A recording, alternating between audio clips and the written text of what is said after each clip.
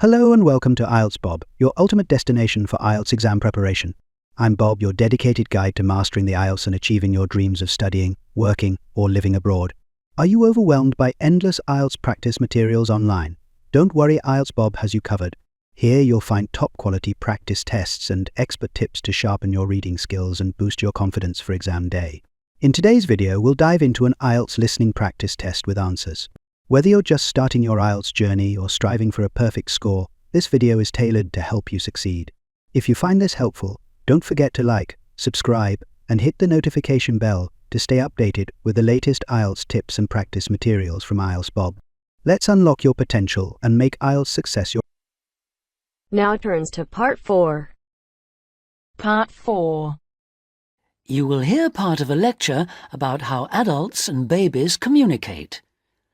You should answer the questions as you listen because you will not hear the recording a second time.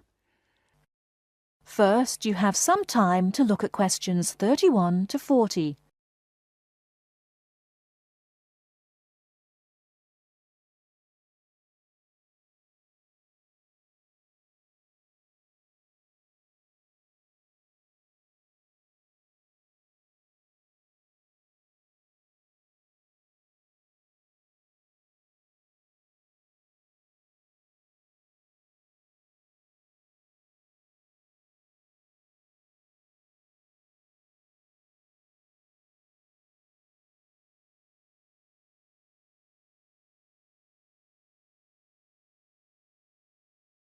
Now listen carefully and answer questions 31 to 40.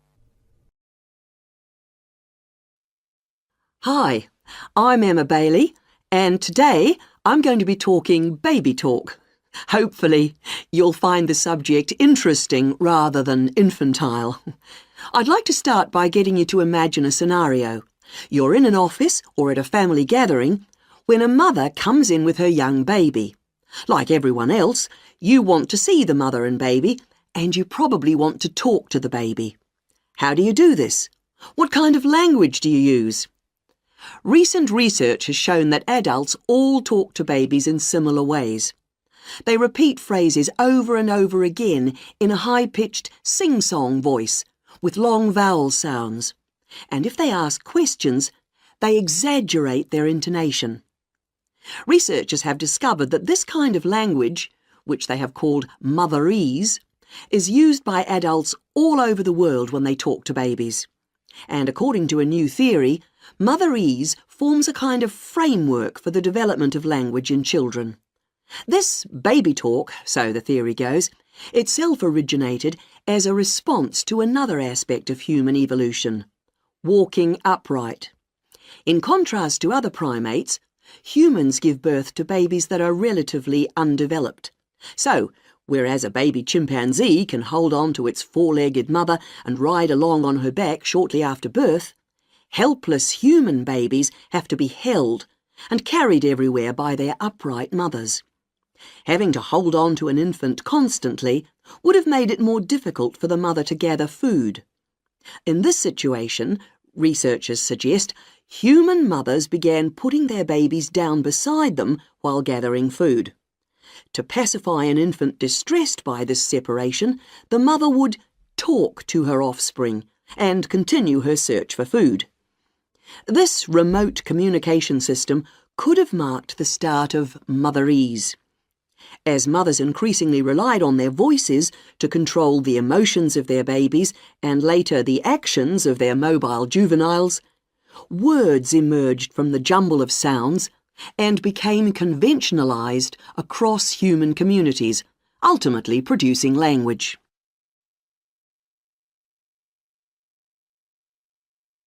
Not all anthropologists, however, accept the assumption that early human mothers put their children down when they were looking for food.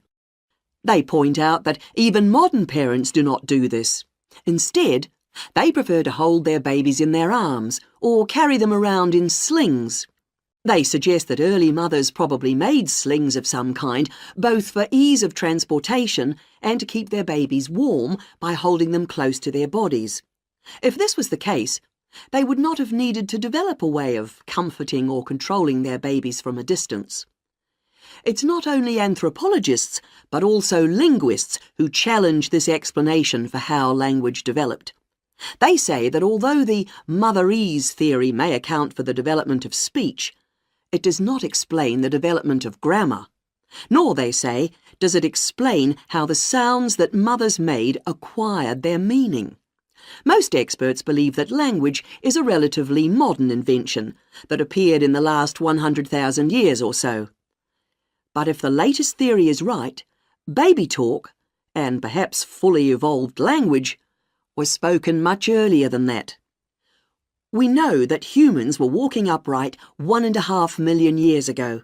This means that mothers may have been putting their babies down at this time and communicating with them in motherese.